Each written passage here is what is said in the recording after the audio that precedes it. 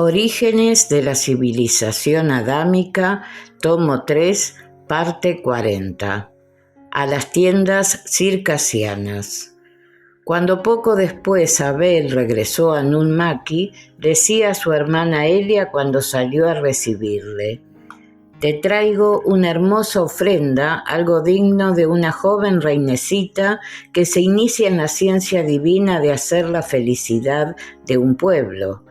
«¿Qué es ello?», preguntaba Elia con gran curiosidad. «Mirad», le decía Abel, indicándole 2 hermosos elefantes cubiertos de amplios doseles encortinados hasta el suelo.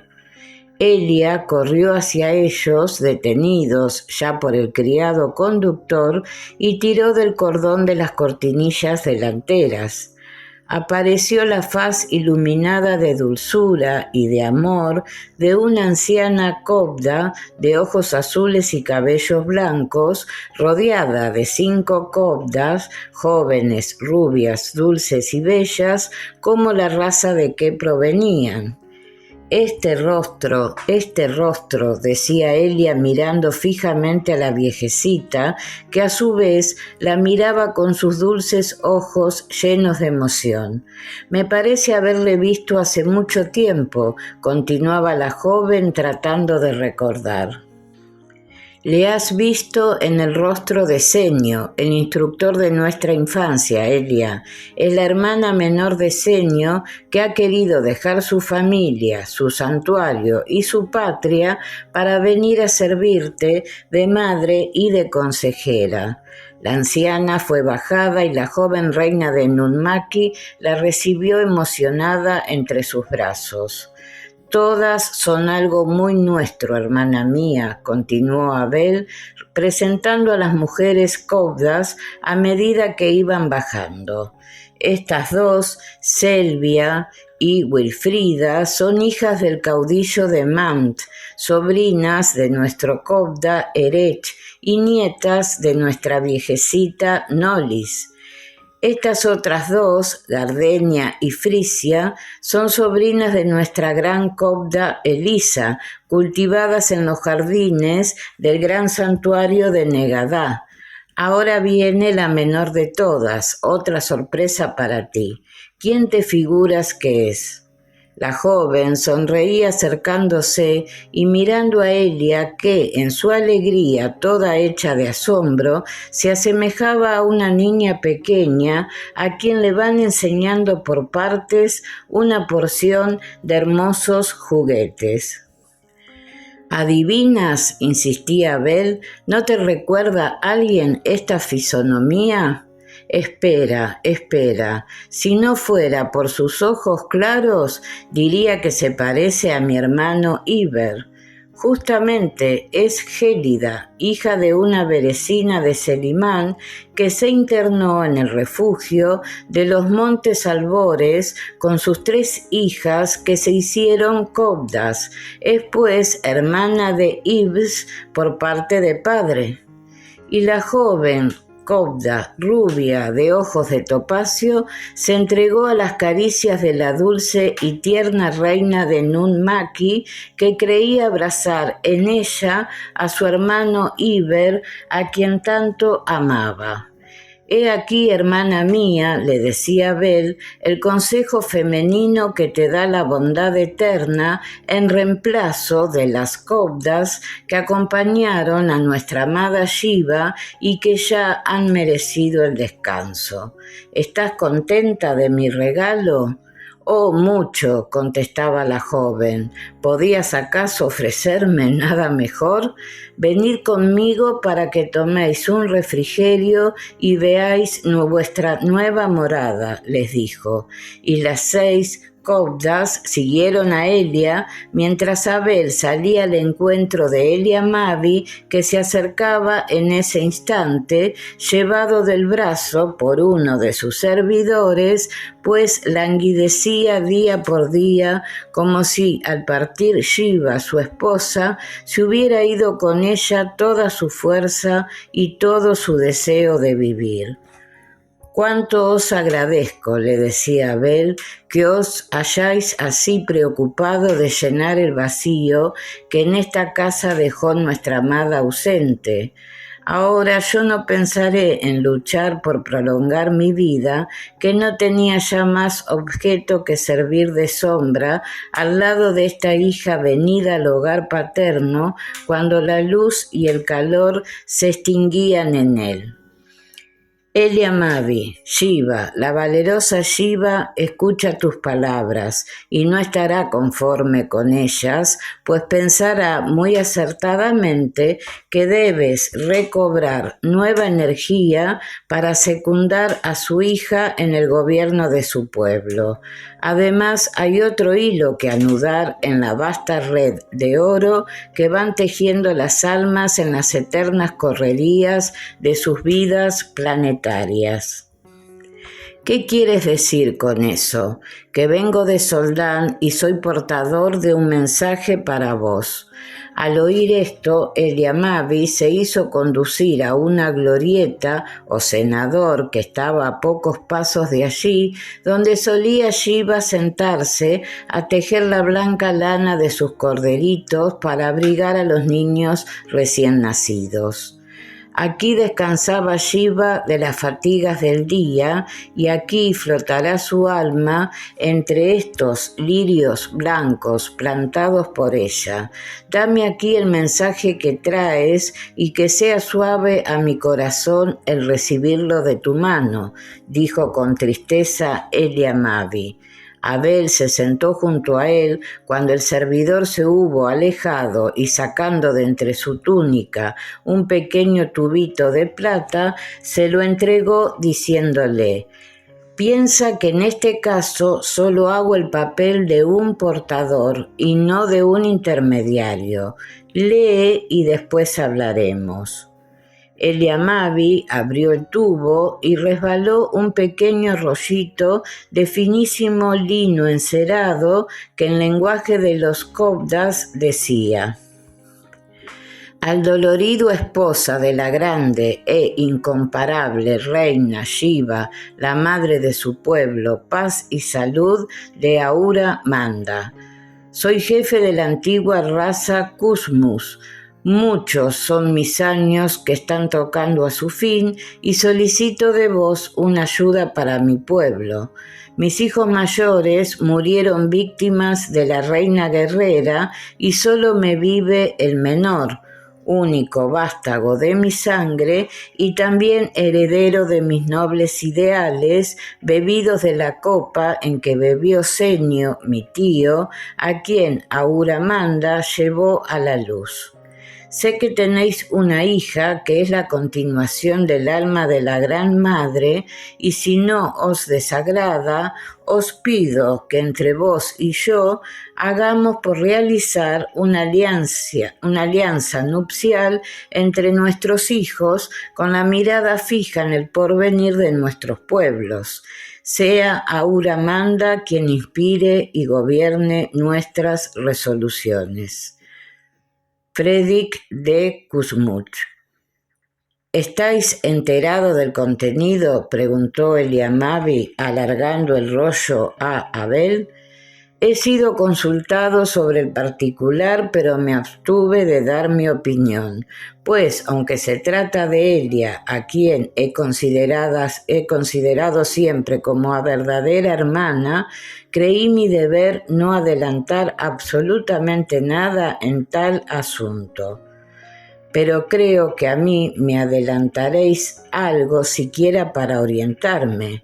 ¿Creéis que mi hija pensará en tomar esposo? Hasta este momento no, de eso estoy bien seguro, porque para vestir la túnica azulada se hacen antes muchas pruebas comprobatorias de que la postunance no anhela otra vida que la de las Cobdas consagradas al bien de sus semejantes. Tampoco lo pensaba su hermana Mavi, y ya ves, parece que en su ley estaba la unión con el caudillo circasiano. Tampoco lo pensaba nuestro incomparable Boindra, y la eterna ley llevó a su lado a Ada, su flor de madreselva como él la llama. ¿Qué sabemos los encarnados del oculto derrotero de cada alma? Además, no debe extrañarte la idea del anciano Fredrik, puesto que sabes que desde que se estableció la Gran Alianza, todos los jefes de pueblos aliados buscan de unir sus hijos con doncellas educadas en los santuarios coptas, porque esto ha llegado a ser una garantía de méritos y de virtudes para el que busca engrandecer moralmente sus pueblos y propender a la paz y a la felicidad de ellos. La numerosa raza Kusmuch es antiquísima y fue con otras dos tribus, la de los Kasi y los Alzú, las que protegieron a nuestros hermanos y secundaron sus obras de educadores de pueblos. De ella han salido muchos coptas de destacada actuación y de grandes virtudes, como Senio, como Adonai, como la anciana Merik y otros que no recuerdo en este instante. ¿Habéis visto al joven en cuestión?, volvió a preguntar Eliamabi. Me lo han presentado. Es 12 lunas mayor que yo, y aunque se sabe heredero de vastos dominios y vástago de una raza que dentro de las cosas humanas es considerada como lo más grande y glorioso, conserva una sencillez en costumbres y modales que parece un jovenzuelo del pueblo entre los que se confunde en las excursiones y deportes montañeses a los que son todos muy aficionados. Mirad, cuando fue con su padre al santuario para visitarme, enseñaba a los coptas con casi infantil entusiasmo 2 pichoncitos de águila que había bajado del más alto pico de la montaña y los obsequiaba al parajón como un trofeo de su victoria. Ha crecido, puede decirse, en el santuario, pero dice con mucha gracia que no se inclina a vestir la túnica porque su vida son las correrías por las montañas y no se avendría con la vida tan grave de los coptas consagrados al cultivo espiritual, a los estudios y al sacrificio continuado en favor de sus semejantes. Nuestros hermanos le quieren mucho por su afable carácter y su permanente alegría y buen humor, y le llaman más comúnmente Alegrinis, que, como sabes, quiere decir hijo de la alegría. Se llama Freddy como su padre y es un bellísimo mancebo de ojos pardos, llenos de franqueza y de lealtad. Tal es el hombre. Es cuanto puedo decirte, pues poco he hablado con él. Vos y Elia sos quien tienen que resolver este asunto y en consecuencia obrar con toda la prudencia y rectitud que corresponde en este caso. La divina sabiduría os guiará al acierto y a la paz. ¿Y si Elia y yo aceptáramos?, interrogó Eliamabi. Debéis enviar un mensajero con la noticia y su padre y él vendrían para conoceros y celebrar esponsales en un plazo determinado según es la costumbre. Conviene que todo esto se realice después que yo haya partido, porque sé de antemano que mi cariño les absorbe de tal modo a estas 2 hermanas mías que casi les obstaculizaba seguir con decisión el derrotero marcado por su ley. Se figuran ellas que tomando esposo tengo yo menos derecho a su cariño y a su adhesión.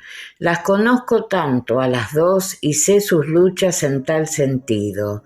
tanto a Mavi como a Elia, he debido ayudarlas, como quien dice, a desprenderse un tanto de mi persona para que adquieran la libertad serena y amplia que deben tener, poniéndose en el justo medio, ya que tanto ellas como yo no somos más que espíritus de una misma alianza en bien de esta humanidad. Esa misma noche se realizó una gran asamblea en la vieja casa de Shiva y en presencia de Abel para iniciar en ella el reinado de la Man Piquina, como llamaba el pueblo a su joven reina. Cuando Elia se sentó en el sitial de su madre entre su padre y Abel, estaba pálida como una muerta. Pensó que entraba de lleno en una selva desconocida, poblada de peligros, donde cada paso que diera podía serle fatal. Pensó en Evana, su dulce madre de adopción en La Paz, en aquel plácido nido donde había vivido sin preocupaciones y sin inquietudes, entre las cosas pequeñitas, insignificantes casi, pues que las cavilaciones, los sacrificios, los esfuerzos mentales, las combinaciones para buscar lo acertado y justo en todas las cosas, eran otros y no ella quienes los habían hecho. Para eso estaba Boindra, Adamú, Ada, Evana, el alto consejo del santuario de mujeres copdas, las dulces y prudentes ancianas que la habían educado con tan singular esmero, preparándola para cumplir sus destinos en la vida. Le pareció que hasta entonces había sido como un corderito pequeño que todos habían llevado en brazos sin que él se preocupase, ni siquiera de saber por dónde caminaba, seguro de que era conducido por el mejor y más suave camino. Mas ahora era ella quien debía caminar delante de todos, guiando un numeroso pueblo que lo esperaba todo de ella. Una especie de desvanecimiento la invadió ante todos aquellos ojos ansiosos que la miraban. Estaban allí a su vista todos los jefes de las tribus que formaban aquel numeroso pueblo, muchos de los cuales la veían por primera vez, pues sus tierras, lejanas de la capital, no les habían permitido acudir el día de la llegada de la joven al país de sus padres. Todos comprendieron su honda emoción y que algo parecido al terror y al espanto la anonadaba haciéndola palidecer. Pero todo esto no duró sino breves instantes, pues cuando Elia, Mavi y el más anciano del consejo entregaron a Elia la llave del tesoro y el cofre de plata que guardaba el libro de la ley escrita en láminas de cobre, la asamblea se puso de pie y prorrumpió en un aplauso formidable. Elia, con su túnica azulada y semi-envuelta en el blanco velo, sujeto a la cabeza con un sencillo aro de oro y rubíes, parecía en verdad Shiva rejuvenecida. Eliamavi, su padre, fue haciendo las presentaciones de práctica de los más ancianos jefes de tribus, sin omitir el elogio de la actuación de cada cual, lo mismo que la adhesión que habían demostrado a Shiva, la amada muerta. Según la vieja costumbre, cada jefe ponía la diestra sobre el libro de la ley colocado sobre las rodillas de Elia, pronunciando las frases de su ceremonial. Que el sol y la luz, mensajeros del que está sobre todos los reyes, reciban mi juramento de fidelidad por toda la vida. Eran 112 jefes de tribus y el desfile duró cerca de 1 hora, pues cada uno esperaba algunas frases afectuosas de la joven reinita que aún no podía serenarse completamente ante una situación tan ajena a lo que había constituido su vida hasta entonces. Creía sentir por momentos el alma de su madre que flotaba junto a ella, el pensamiento de Mavi que la acariciaba tiernamente, los suaves efluvios de Boindra, Ada, Adamú y Evana, de su hermano Iber, de sus instructoras de la paz, cuyo recuerdo evocaba a ella con ternura inefable. Tenía a su lado al hombre luz, su gran hermano Abel, a su padre, el amante y tierno Elia Mavi, el consejo femenino que Abel le había traído. Oh, no estaba pues tan sola a la entrada de la selva desconocida. Y reanimada ya en su espíritu antes vacilante y acobardado, prometió a los caudillos visitar sus respectivos pueblos lo más pronto que le fuera posible. Manifestó asimismo que deseaba continuar con los mismos consejeros que habían sido de su madre y que todos continuasen en los cargos que desempeñaban cuando ella vivía. Los 2 ancianos coptas que con Shiva vinieron de La Paz y que habían formado parte del Consejo de Gobierno manifestaron su deseo de ser relevados para regresar a aquel santuario, pues su salud, algo quebrantada, les impedía muchas veces el cumplimiento de su deber. El desconsuelo se pintó en el expresivo semblante de Elia, pero Abel acudió a serenarla, diciéndole que harían un cambio, que él se llevaría a La Paz los ancianos y le dejaría los que habían sido sus compañeros de este viaje si ellos aceptaban.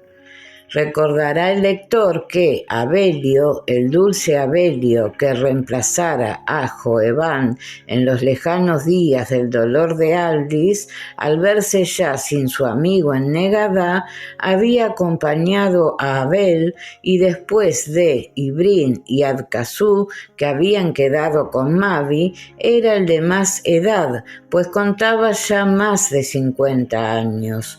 Los otros eran más jóvenes, pero todos mayores que Abel.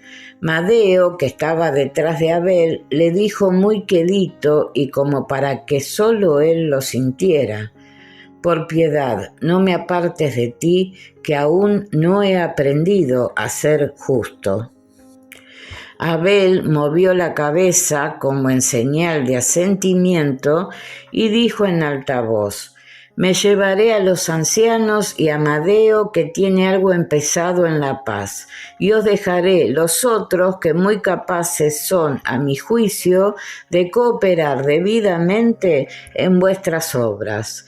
Las coptas, recién llegadas de Soldán, fueron presentadas a los jefes de tribus como el consejo femenino de la reina, que ya se sabe era el encargado de las obras de beneficencia en el país, o sea, de los pobres, de los enfermos, de los ancianos y de los huérfanos. Un ruidoso aplauso las recibió. Después, Elia hizo la presentación de su hermano Abel, que era el nieto del gran rey de las naciones aliadas y su representante en ese momento. Un inmenso clamor con el nombre de Boindra se dejó oír en la vasta sala, llamándole genio de la paz, padre de los pueblos, vencedor de la guerra, de la esclavitud.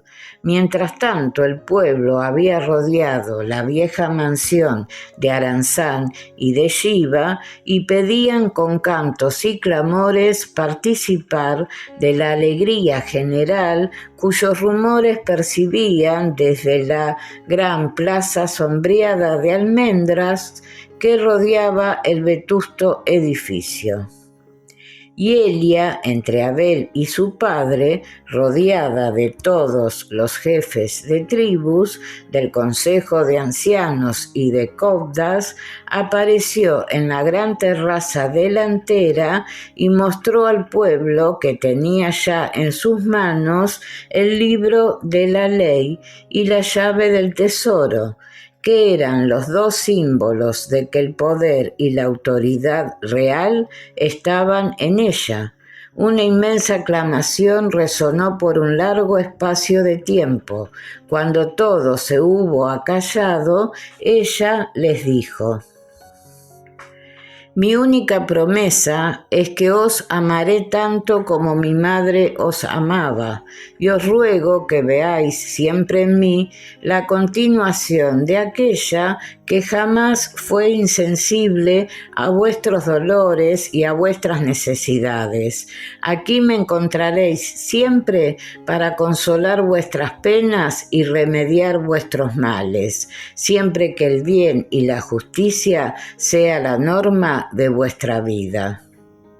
Esperad unos momentos más y llevaréis todo un recuerdo de este día que para vosotros y para mí debe ser inolvidable. Eran pequeños escudos de plata con el busto de Shiva grabado en relieve y en torno de él esta frase de los cobdas: el amor salva todos los abismos. Era el homenaje póstumo de Elia Mavi para la amada esposa muerta. Había hecho fundir los grandes trozos de plata que encontrara en un rincón del tesoro y transformarlos apresuradamente en aquellos miles de pequeños escudos que perpetuarían a través del tiempo la hermosa fisonomía de aquella a quien tanto había amado. Toda la ciudad, todos los parques y jardines, la vieja mansión señorial estaban llenos de ella, de su recuerdo vivo, tierno y suavísimo como una caricia. Se diría que ella misma flotaba con su amor dulce y silencioso por encima de su pueblo, de su casa y de su familia terrestre. Shiva, la humilde y modesta Shiva, desposada del dolor y del martirio, que llegó a ser para aquellos lejanos países, en el correr de los siglos, más que una mujer, un genio, una divinidad buena o mala según la comprensión de los seres que la hicieron objeto de su culto.